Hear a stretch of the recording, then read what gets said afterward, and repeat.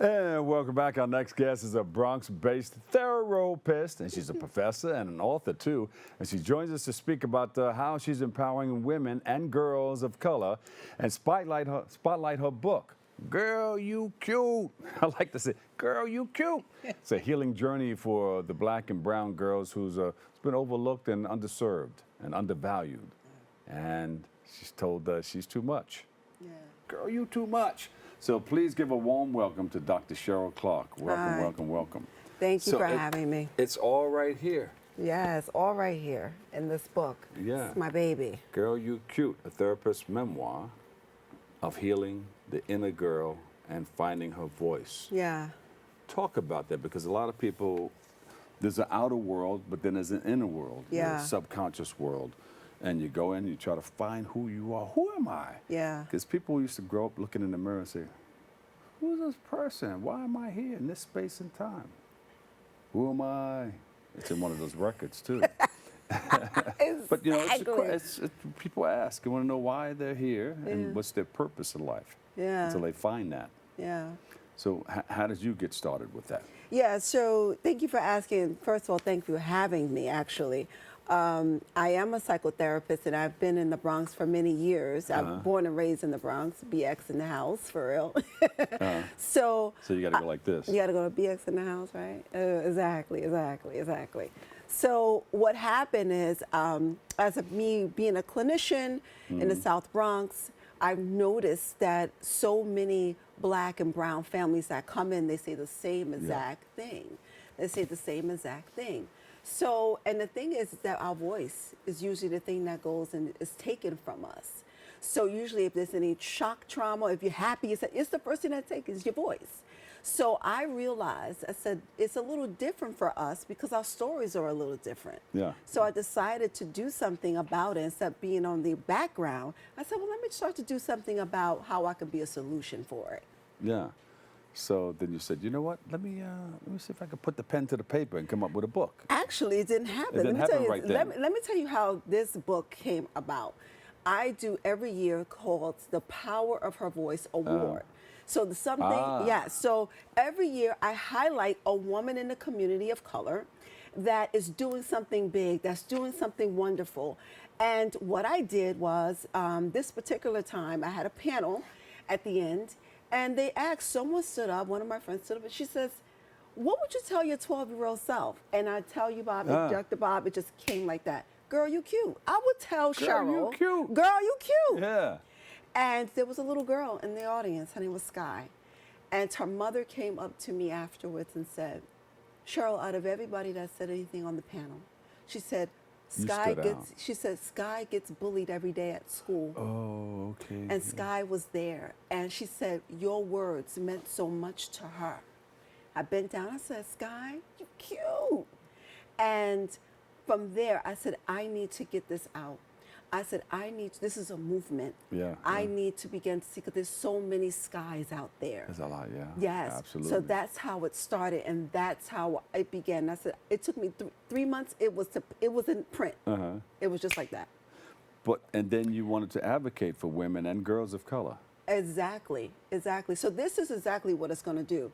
So what this book does is a guide. It's a memoir. It's a love story. But it's also for our allies when they come to therapy. So when they don't look like us, they look for people that can speak the same language. However, get the tools that they need that in their toolbox when they are feeling as though they're in survival mode. And a lot of us are in survival mode.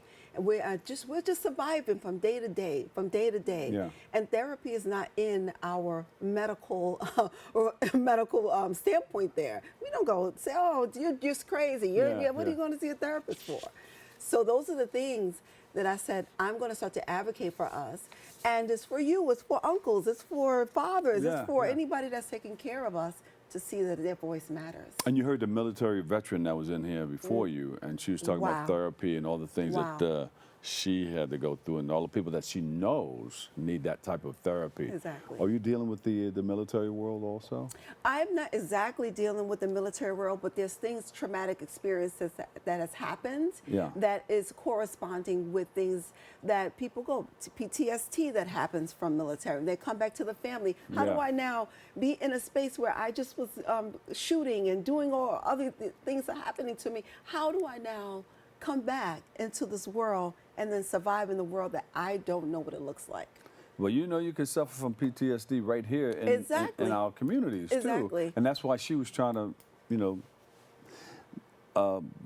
put the difference together. She said, you know what, if I can do the Bronx, I can go there. And that helped her cope Exactly. with her being away Exactly. in military service. Exactly. That is how we have normalized some of the things that I talk about. Yeah. When I say that we're too much, fix your face, you're strong, you got this. Sometimes you don't have it. And sometimes you need someone to immediately get you to a space to give you the tools to bridge it. So I always say when trauma happens, and this is why I created the voice recovery method. The voice recovery method. Yeah, so the voice recovery method is the first V is for value. You have to value your voice. Value that I even have a voice. Validate the voice. How do I validate my voice? Understanding that that my voice does matter. So the voice recovery method bridges a bridge over the trauma, never to forget the trauma. I never tell people to forget their trauma because you It's like cannot. doing bypass surgery. Yeah. Yeah. Yes, I guess yes. Yes. Yes. You're clearing it out so you could be able to bypass back Yeah. and forth. Exactly. Yeah. Exactly. Exactly. You know, I have an operating room, so I know about the bypass surgery. Okay. On radio. Oh, okay. Let's get that clear. Did the doctor stand for? Okay. On got it. radio. On radio. Gotcha. But gotcha. we do talk to a lot of people, and people are seeking a way out of certain things. Yes. And you know, I'm not a medical doctor. Yeah. But I help people by inspiring and Yeah. giving them maybe information Correct. that will help them get out, and a voice, and an ear, a person that can listen to, and that's important too, because a lot of people don't have people to talk to, or just have somebody to lend an ear. Lending an ear. And that's where you get a space where we may not understand that we even need someone and what we need in the moment. Yeah. I always say we don't know what we need until we need it. So, and then someone tells you, so the power of your voice allows you to seek, and just like it says on there, the power of your voice, what does that look like? What does the women of voice recovery for women of color looks a little different, because our pain is a little different. Someone asked me, why it's for all women. I said, I got that. I said, however, I said, for this specific one, I wanted to create something for women of color, because our story is a little different. We're always told to be the strongest, and we mask anxiety, we mask depression. Sometimes we go through postpartum depression after having a child, and we just normalize us sitting on the couch, or normalize us not being with it. So I show people how to have self-regulation. I show people how the tools for them to walk through transitions. Someone passes away. I just had a friend pass away. She was always the anchor for the family. She never asked for help. She never asked for support. She never found that voice to say, I need support. She died early. Because she's busy giving to everybody Giving else. to everyone else. So this slows you up to say, how can I move this area? Even in education, I talk about my story in education. I had dyslexia. I didn't realize I had dyslexia until I was in my 40s. You thought it was normal, right? Thought it was normal. So when you look at how you're moving, grew up with an emotionally abusive stepfather. These are things in this stories that I tell to bridge it, so people can understand that this is just not Dr. Cheryl. She has come and arrived. No, these are stories that I've heard in my office time and time again. Yeah. How we apologize for even showing up. Oh, I'm sorry, for taking up space. Yeah. And Dr. Cheryl, do you do it the old-fashioned way? You have a couch You have that famous I used couch. to have a couch. I used to have a couch in my office, but a lot of my clients, which is great, I'm virtual. Just want to sit there. Yeah, too. And I'm virtual a lot of times too now. I'm reaching a lot more people Yeah. where they couldn't make it to therapy because of their Right, time. right, Because a lot of us have 3 and 4 jobs to make it. Let's get real. Or children, or just I said, just carve out that little time, 45 minutes for yourself, just to speak. So now what they're doing is the curriculum. What it is, so you can get with 10 young ladies, sit a time that fits for you. Yeah, that's a and this good is idea. what it makes a difference. This is what I'm doing. So now we're taking it to the next step. We did a curriculum, Girl You Cute, and it's going to be in the school system. So I'm excited about the next steps Oh, of Girl You beautiful, Cute and beautiful. Speaking Your Power now. So, a person takes away what after reading your book? What's the takeaway? So there's so many. So say it's a mother and daughter reading this.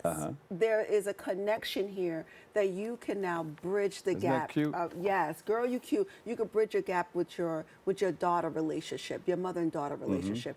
You can actually, as a male, get this and see, how do I now speak to this young lady that I've been guiding? So it's a guide. It's a mental health guide. Yeah. It then also gives you the tools in here that if I'm not going to therapy or seeking therapy right now, I can pick this up and it walks you through some actual, it has an actual mirror talk.